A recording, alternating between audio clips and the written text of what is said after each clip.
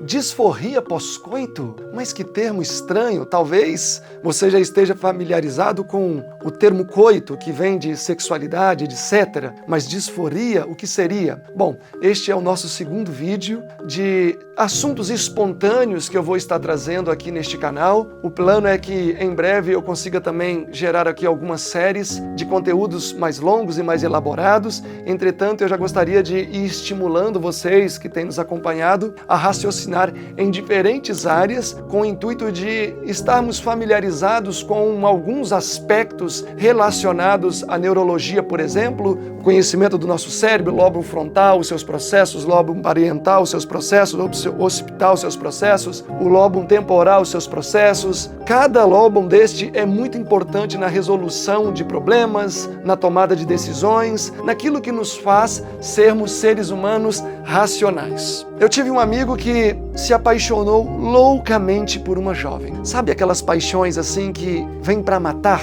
E é interessante que eu vi que aquele ditado popular realmente é real. A paixão mata. Esse amigo só pensava nesta jovem. Quando conversávamos, ele só falava nesta jovem. Era uma moça bem jovenzinha, ele tinha mais ou menos 20 anos e ela 17, 18, algo assim. Uma moça realmente linda. E o tempo todo ele só falava nessa jovem. Ele perdeu o apetite, perdeu peso, às vezes ficava enfermo, sabe aquela paixão que veio para destruir? Até que certo dia a sorte sorriu para ele e ele conseguiu marcar um encontro com essa moça. Saiu, tiveram um primeiro encontro, um segundo encontro e no terceiro encontro ele acabou tendo relação sexual com essa jovem. E aí, quando ele veio me relatar essa história, foi quando os meus olhos se abriram para essa situação da disforia pós-coito. Por quê? Porque depois do momento que ele teve intimidade sexual com essa moça, ele relatou que ele teve muita aversão a ela. Ele olhava para ela e sentiu nojo, sentiu desânimo, sentiu vontade de chorar e uma série de outras situações. Ele ficou irritado. E claro que na época eu não tinha ainda feito neurociência, para mim não fez muito sentido. E aí eu pensei, cara, deve ser maluco, só pode. Mas quando eu estava justamente fazendo a minha pós-graduação em neurociência e quando entramos nesse assunto de disforia pós-coito, eu me lembrei dessa história. E realmente, hoje, 40% das pessoas, em algum grau, sofrem de disforia pós-coito. O que é disforia pós-coito? Quais são os sintomas? Primeiro, os sintomas: tristeza, choro ou melancolia inexplicáveis após a relação sexual, irritabilidade, raiva, nojo ou agitação sem muito sentido, ansiedade ou sentimento de inutilidade, fadiga e frustração. E em muitos casos a pessoa sente nojo do parceiro ou da parceira. E é interessante pensar que pesquisas indicam que 40% das pessoas, em algum momento, recorrente ou não, já tiveram disforia pós-coito, ou seja, já tiveram algum desses sintomas após a sexualidade. A disforia pós-coito é, um termo mais simples poderia dizer, é tristeza pós-sexo, ou tristeza ou depressão pós-masturbação, por exemplo. É um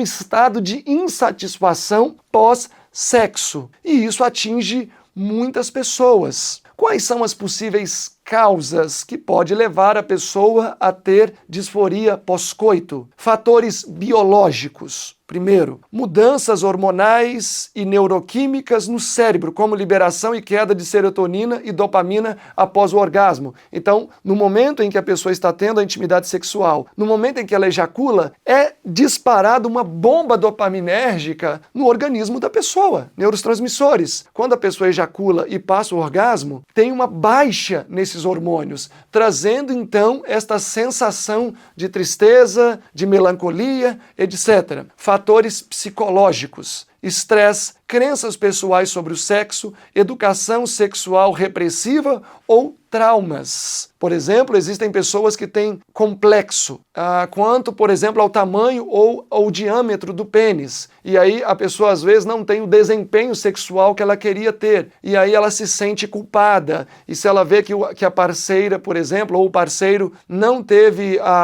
o prazer que ele imaginava ou que ele pretendia, essa pessoa pode entrar num quadro de frustração e levar à disforia pós-coito. Fatores sociais. Terceiro ponto, pressão cultural ou expectativas sobre o sexo não atingidas, como eu acabei de mencionar, porque existe um estereótipo.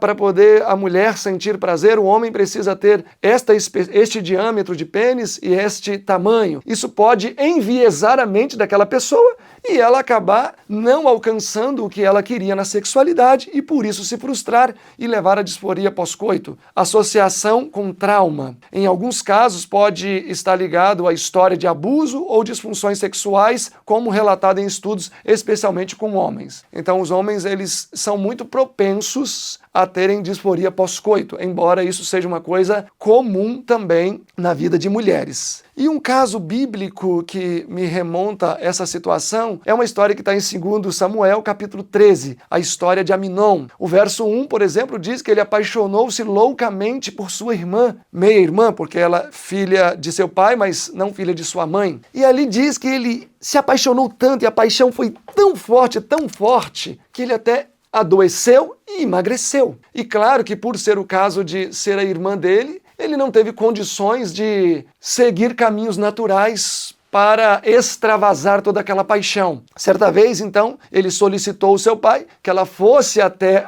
a sua casa, ele morava só em uma casa, para que ele fizesse comida. Ele era um príncipe, então ele pediu para que todos os seus servos saíssem da casa, porque ele pretendia estuprar a moça, a própria irmã, que tinha faixa de 15 anos ou 16 na época. E aí a jovem foi para a casa do lobo sem saber, e ela fez a comida, e quando ela foi levar a comida ao seu quarto, ele segurou ela pela mão, diz o texto, e a estuprou. E por mais que ela tenha tentado livrar-se daquela situação, o texto diz que ele era mais forte que ela, ele a dominou e acabou violentando a própria irmã. Após ele concluir o ato sexual, diz o texto que a sua aversão por ela foi maior do que o nojo, e ele expulsou ela do quarto e bateu a porta em suas costas como se ela fosse uma prostituta. É um clássico exemplo de disforia pós-coito. Ele tinha um desejo muito grande reprimido, este desejo consumiu toda a sua razão, fez com que ele perdesse a racionalidade das coisas, porque ele estava estuprando a própria irmã, embora isto não seja tão incomum hoje, existem muitos casos de irmãos que violentam a própria irmã, e ele expulsou a sua irmã então do quarto. Teve nojo dela. Ali aconteceram várias coisas na mente de Aminon. Depois que ele extravasou aquela paixão,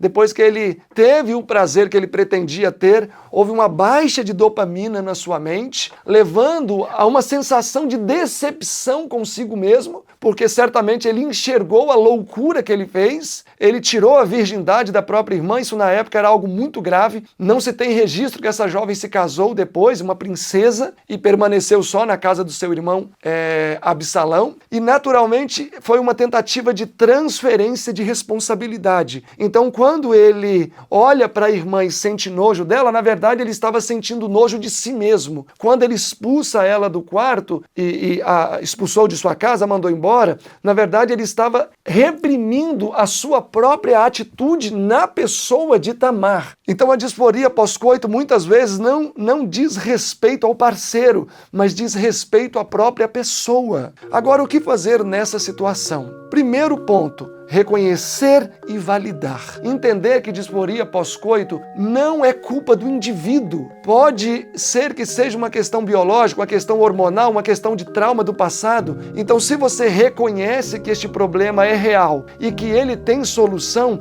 você já tem o primeiro passo para a cura. Então, reconhecer e validar. 2, buscar ajuda profissional. Vale salientar que em alguns aspectos, por exemplo, mais relacionado às mulheres, que às vezes chora ou tem vontade de chorar após a relação sexual, às vezes isso pode ser um caminho natural, embora a biologia, hormônios, neurotransmissores vão estar envolvidos nesses sintomas, mas pode ser comum dentro da trajetória sexual de uma pessoa. Por quê? Porque a pessoa às vezes vai estar com alguma baixa de hormônio ou com algum outro elevado que pode levar a essa sensação de choro, de a pessoa estar meio deprimida após o ato sexual. Então isso é normal, ok? ok? Mas se isso persistir ou aumentar a intensidade, um profissional precisa ser consultado, porque isso pode levar a graus mais profundos.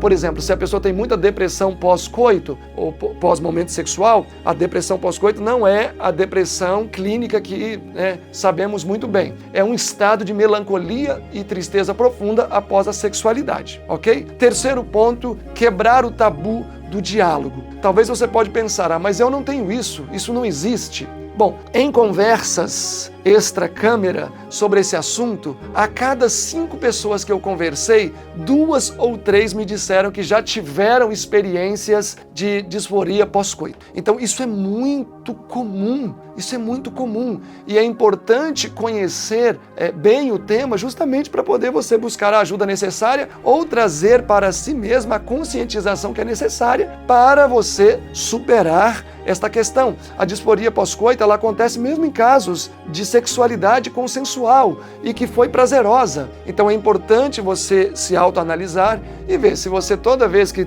tem sexo ali com a sua esposa ou com seu esposo e você tem sensação de depressão, é importante você dialogar primeiro com o seu parceiro sobre o assunto, quebrar esse tabu e juntos, quem sabe, buscar ajuda. Bom, espero que esse conteúdo possa ser útil para você e conto com você no nosso próximo encontro e peço que você também me ajude compartilhando este conteúdo com outras pessoas. Deus abençoe vocês, até o nosso próximo encontro.